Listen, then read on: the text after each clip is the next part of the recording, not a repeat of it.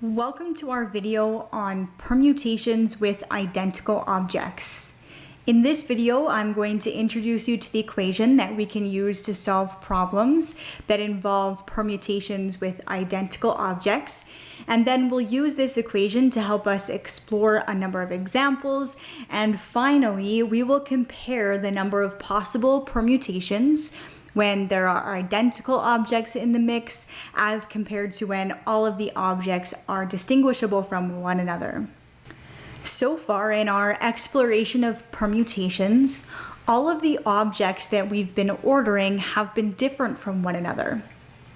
Perhaps we've been ordering different digits to create some sort of code, we've lined up students for their class photo, or we've been arranging models of cars.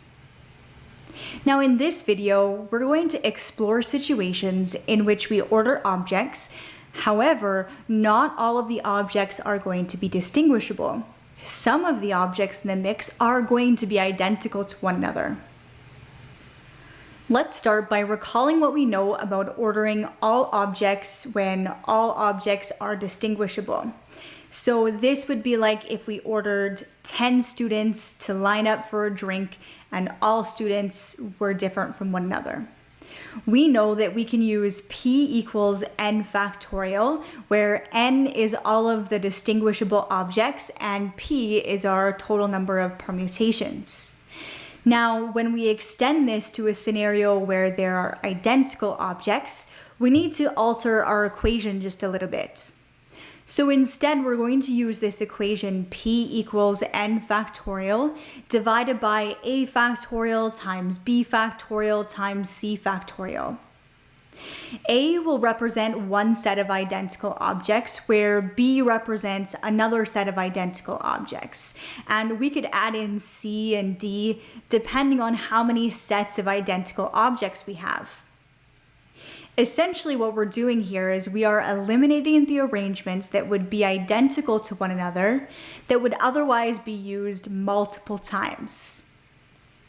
So we ultimately need to understand that there would be fewer permutations possible when some of the objects in the mix are identical to one another as compared to if all of the objects were different. In some cultures in mountainous regions, it's common to see prayer flags. Each flag has a prayer written on it, and it's constructed of multiple smaller flags. Each of these colors represents a different element, like green represents the water, yellow represents the earth, and so on and so forth. This question's asking us how many different arrangements of the same prayer can be made using these 9 flags. 1 green, 1 yellow, 2 white, 3 blue, and 3 red. All right, so here's a scenario where we've got identical objects. We've got 9 total flags that we need to arrange to create this larger prayer flag. However, not all of these flags are distinguishable from one another. We've got 2 identical white flags, a set of 3 identical blue flags, and a set of 2 identical red flags. This is going to decrease the number of total possible permutations. So, therefore, we're going to need to use this new version of our formula, p equals n factorial divided by a factorial times b factorial, and so on and so forth. So in this case, n is equal to 9. So we're going to put 9 factorial on the top. And then we've got a set of 2 identical white flags. So we're going to put 2 in for a. So that'll be 2 factorial. And then we've got 3 identical blue flags. So that'll be 3 factorial. And lastly, we have a set of 2 identical red flags. So we'll put that in for c. Now, as per usual, we're going to start by writing out a few of our factors here to see if we can cancel anything out. And luckily, we can cancel out our 3 factorial and 3 factorial on the bottom. And then 2 factorial times 2 factorial would leave us with 4. So we can cancel those out. And we're left with just multiplying 9 by 8, by 7, by 6 times 5, and therefore there are 15,120 different prayer flags possible. All right, let's shift gears to a totally different scenario. So here is example 2, and it says, how many ways can the letters of the word Canada be arranged if the first letter must be N and the last letter must be C? So here's a scenario where we've got particular conditions that we must meet, and so it's going to be helpful for us to draw a diagram to help us analyze what's going on here. We have 6 total letters in the word Canada to arrange. Now it says that the first letter must be N, so I'm going to put that into my diagram, and there's only one way to do that. Secondly, it says the last letter must be C. I'm going to place that into my diagram, and there's only one way to do that. There's only one letter C and one letter N.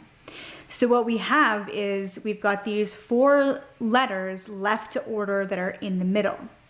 Now, if we look carefully here, 3 of those letters are the letter A. So we've got a set of 3 identical objects.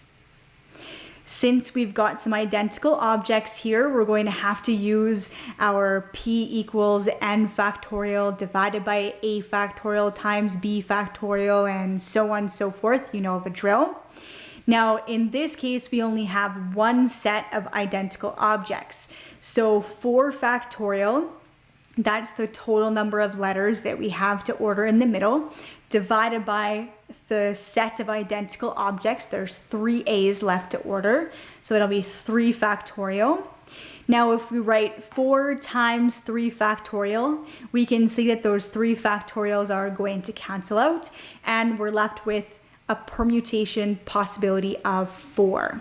So since there's only one way to order N, one way to order C, there's only 4 possible different permutations when we order that word Canada.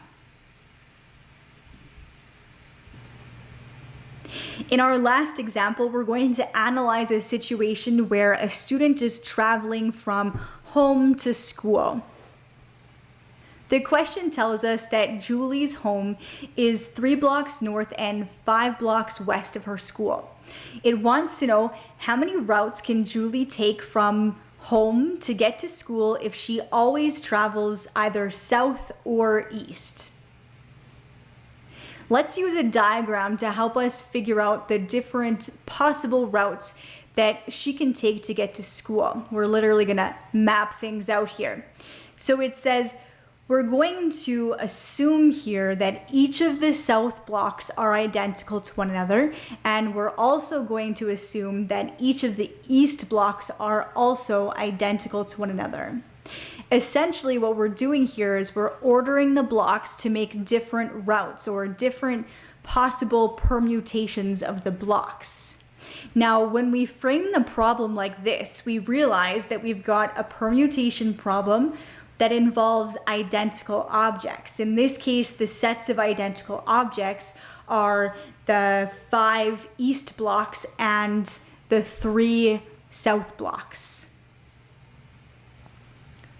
In this case, we've got 8 total blocks that she's going to need to travel to get to school. So N is going to be equal to 8. And then we will have 3 south blocks that are identical and 5 east blocks that are identical. So if we use our equation for calculating the number of permutations when we've got identical objects, we would put in 8 factorial divided by 3 factorial times 5 factorial. We'll do our same old trick of writing out a few factors to see if we can make any cancellations. And here we're going to be able to cancel out 5 factorial on the numerator and the denominator. And I'm sure you're catching on now that 3 factorial is 3 times 2 times 1. So that's equal to 6. And so in fact, we can actually cancel out the 6 on our numerator with the 3 factorial on the denominator. So look, we've only got 8 times 7. So that means there's 56 possible routes that Julie can take to get from her home to her school. That brings us to the end of our video, so let's take a moment to summarize what we've learned. First, we learned to use a new equation to calculate the number of permutations when there are identical objects involved. We derived this equation from the fact that we are eliminating identical arrangements from the total possible number of permutations. And finally, we should understand that when there are identical objects involved, we can make fewer permutations than when all of the objects are distinguishable from one another.